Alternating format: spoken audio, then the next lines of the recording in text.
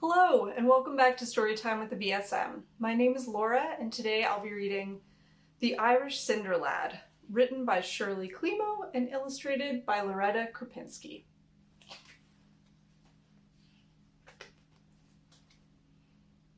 In Ireland, in the old times, there lived a lad named Beacon. His mother gave him this name the day he was born, for Beacon is Irish for little one. It's fitting, she said, for such a wee thing. His mother loved him all the same and carried Beacon about in her egg basket for safekeeping. Whenever he opened his mouth, she spooned milk porridge into it, and Beacon began to grow. Red hair flamed on his head, his skinny legs got rounder, and his tiny feet got longer until his toes poked out of the basket. Although the rest of him stayed small, his feet kept growing. By the time Beacon was 13 years old, they were so large he'd splash a puddle dry just by stepping in it. Still, Beacon's worries were few enough until his mother died. Oh. His father was a peddler and often away, selling needles and pins and bringing back whatever was needed. To Beacon's astonishment, one evening he came home with a new wife and her three nearly grown daughters. "Now you've got a ma'am again, and three big sisters besides to watch out for you," his father explained. And watch they did. All three sisters spied on him, and if anything went amiss, they shrieked, "Blame little Bigfoot," for that is what they called him. "We'd be better off without that good-for-nothing boy," said their mother. At last she told Beacon, "Your big feet are always in the way. It's time you went off to tend the cows." "Cows are fine company," Beacon replied, "but I've heard talk of a mean speckled bull. A kick from him can send a man sailing over the rainbow." "Stop fretting," snapped his stepmother. "Not even a cow could mistake you for a man." Ooh, that's a little mean.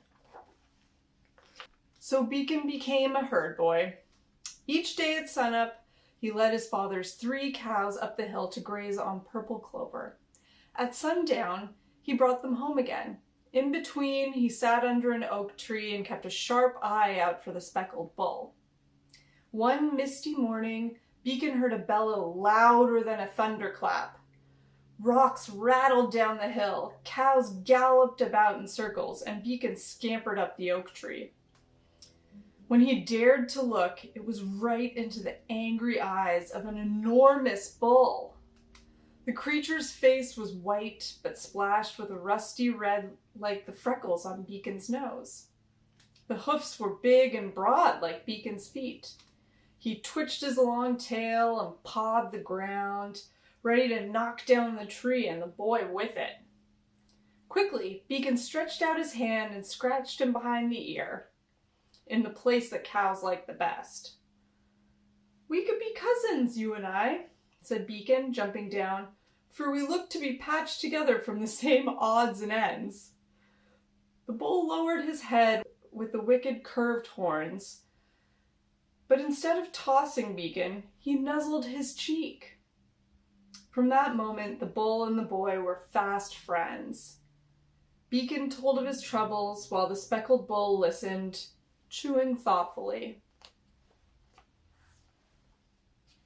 "The sisters tattle," said Beacon one day. "The stepmother scolds. I'm fed only scraps and will soon shrink down to nothing." "Not while I'm about," rumbled the bull. "Look into my left ear and pull out what you find there." Beacon wasn't surprised to hear the bull talk, for he had begun to suspect that his friend was no ordinary animal. Seeing something white poking from the animal's ear, Beacon tugged on it. Out came a tablecloth, and wrapped inside it was a whole meal. There was bread and cheese and sausage. There were boiled turnips, a partridge pie, and oaten cakes sticky with honey. Sounds delicious. "Eat what you will," said the speckled bull. Beacon ate every crumb and licked his fingers clean. Then he rolled up the cloth and tucked it back in the bull's ear. Each day thereafter, Beacon had a noontime meal fit for a chieftain. Each evening he turned down the crust of bread his stepmother set out for supper. "That boy's filling his stomach some way," the woman told her oldest daughter. "Tomorrow, hie yourself up to the pasture and find out how." The girl did just that, hiding behind a bush to watch Beacon while he watched the cows. At midday, the speckled bull arrived. She saw Beacon pat him, put a hand to his ear, and pull out a feast. "The bull is feeding Beacon," she whispered to her mother that night. "I saw it." "Then we shall butcher that old speckled bull," declared the mother. "He'll make a grand stew for us." Eyes closed, Beacon nodded on the hearth, but his ears were open and he heard every word that was said. At first light of day, he ran to warn his friend. The bull snorted. "I'll not end up in a soup pot. Get on my back, lad, and we'll soon be gone from here." With Beacon holding tight to his horns, the bull trotted up the hill, over a steep mountain and through a wood of beech trees. In a meadow many days from home, the bull stopped. "Here we bid goodbye," he said, "for it is here that the gray bull and I must fight." "No!" Beacon threw his arms around the bull's neck. "The gray bull shall kill me, for my fate has been foretold. When I am dead, you are to twist off my tail." Beacon stared at him in horror. "Never!" "Wear my tail as a belt. Use it when you need my help the most." The bull nudged Beacon gently. "Do as I say." Early the next morning, a bull, gray as the sky overhead, came charging through the trees. The two bulls locked horns and fought throughout the rainy day. When evening came, the gray bull had disappeared, and the speckled bull lay dead. Beacon sat beside his friend all night.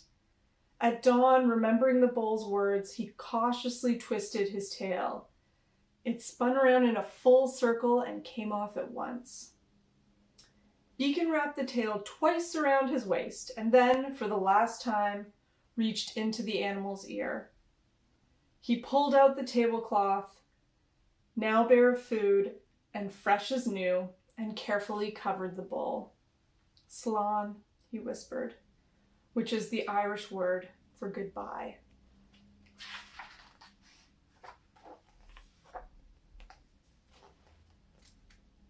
Alone, Beacon continued his journey, walking down a rocky ridge and into a valley.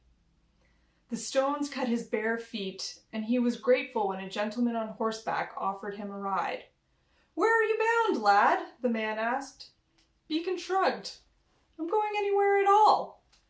"You could come along with me," the gentleman suggested. "I'm in want of a cowherd." "Herding is what I do best," answered Beacon. "I've this horse, 3 cows, 4 sheep, and a donkey, and all of them good-natured. What's bad-tempered is on the other side of my wall. An aurich." "A giant?" Beacon exclaimed. "I'd like to see one." "Take warning," the gentleman wagged his finger. "My last herd boy, a lad far bigger and stronger than you." Although he knew quite well what was meant, Beacon said at once, "I'll have the job anyway, if it pleases you." Beacon became a herder again, sleeping in a cowshed by night and taking the horse, the cows, the sheep, and the donkey out to graze by day.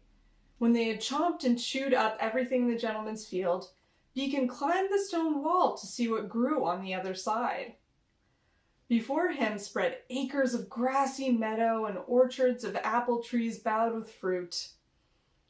Beacon knocked stones from the wall until it was low enough for the animals to step over. "Help yourselves," he told them. "The auric has so much, he won't mind sharing." Then Beacon climbed a tree to pick an apple for himself. "Got you," a voice bellowed. A sword slashed through the tree, chopping limbs into kindling and sending Beacon tumbling to the ground. "Hardly a bite on your bones," a huge and hideous giant poked Beacon with the sword. "But a bite is better than nothing." Beacon's teeth began to chatter. The rest of him was too frightened to move. Then he remembered the speckled bull's last words. He pulled off his belt and flung it at the giant. As if it were alive, the bull's tail coiled like a snake about the giant's neck. The giant dropped his sword. "Call it off," he croaked. "Not ever," vowed Beacon. "Not..." His eyes fell on the giant's shiny buckled boots. "Until you give me those boots!" The giant glared at Beacon, but he kicked off his boots. "Now, be gone and never come back," Beacon commanded. He climbed up on the donkey, caught hold of the bull's tail, and yanked it like a bell pull. "Promise?" The giant's face turned purple. "Promise," he puffed. As soon as Beacon let go, the belt unwound. With a fearsome howl, the Arch bounded over the wall and disappeared. Beacon buckled on the giant's huge boots. "Just my size," he said. Then, waving the sword, he led the herd home.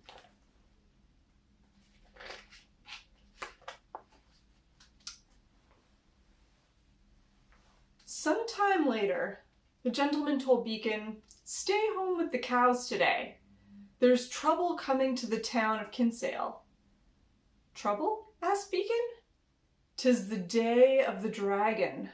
His master shuddered. "Every 7 years that wicked lizard rises from the ocean and swallows the fairest maiden in the land." "And what if she does not care for that?" Beacon asked. "Oh, she has no choice, for she'll be bound to a post. If she's not there, the dragon will blow the sea onto the land, wash away the village, and drown all the people." "That is trouble indeed," cried Beacon. "This year the lass is Princess Finola, the king's own daughter." He squinted at Beacon. "Don't you be thinking of going. The crowd might crush one as small as you." Going was just what Beacon had in mind. While his master slept, Beacon put on the giant's boots and thrust the sword into his bull-tail belt. Then he scrambled up on the donkey and rode off to Kinsale.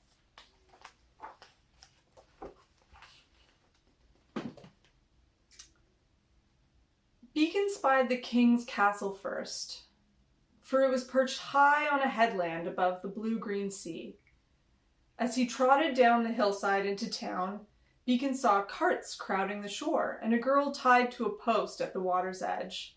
A band of gold circled her shiny black hair, and Beacon knew she was Princess Finola.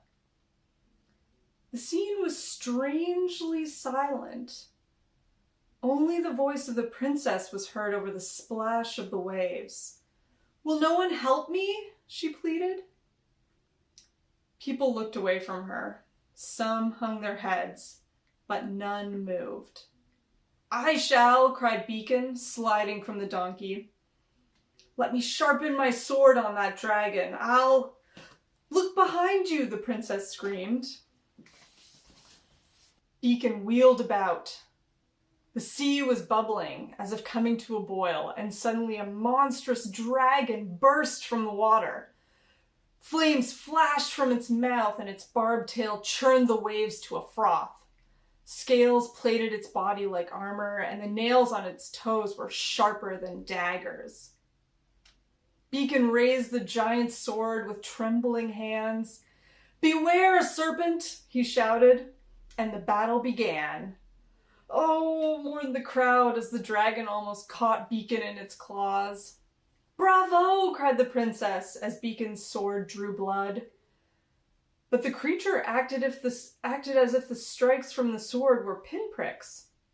By afternoon, Beacon was so tired he could hardly lift the blade. Grasping his belt instead, he hurled it at the dragon. The bull's tail wrapped itself around the fiery jaws, tying them shut. The dragon snorted and heaved, but each move tightened the belt. Soon, only 2 thin streams of smoke curled from its nostrils. With a sizzle, the monster sank beneath the waves, taking the tail of the speckled bull down with it. People cheered and rushed to Beacon, almost crushing him, just as his master had warned. Then he heard, "Little Bigfoot!" and saw his 3 stepsisters ready to pounce on him like 3 cats on a mouse. Beacon jumped on his donkey. "Wait!" cried Princess Finola. She reached for Beacon and caught him by the boot. "I want to thank you." "You're welcome, to be sure." Kicking the donkey, Beacon took off down the road as if the dragon still chased him, and the princess was left holding his boot. The next day, Beacon took his herd to pasture, just as always. But now he had only 1 boot. His bull-tail belt was gone forever, and the tip of the giant's sword was bent like a fishhook. Beacon dug a hole and buried the sword under an apple tree. "That's the end of it all," he said. But it wasn't. Princess Finola still had the other boot, and she was determined to find its owner. "I'll marry the one whose foot fits this boot and none other," she insisted. "It was he and he alone who saved me from the dragon." The king sent a royal messenger to crisscross the country from sea to mountains, with orders to find the owner of the boot. Many wished to wed the pretty dark-haired princess. Soldiers and sailors, fishermen and farmers, all tried on the shoe. Some stuffed the toe with sawdust, others used sheep's wool, and more than a few wore layer upon layer of thick knitted stockings. Still, the boot was too big for any of them. "'Tis giant-sized," they grumbled.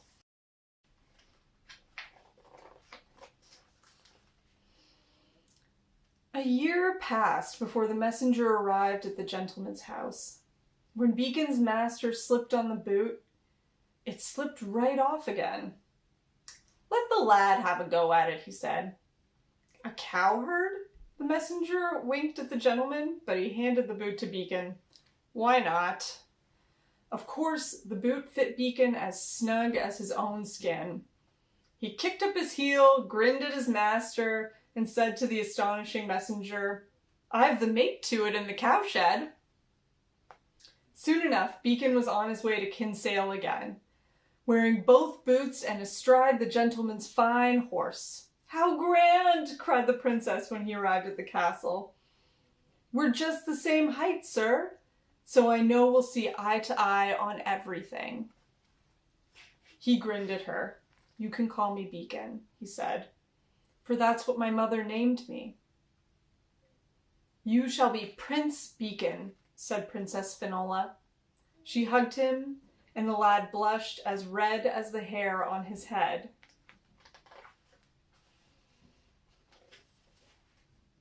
The end. Thanks for joining us here today. I hope you enjoyed this story. Please join us next time for Storytime with the BSM.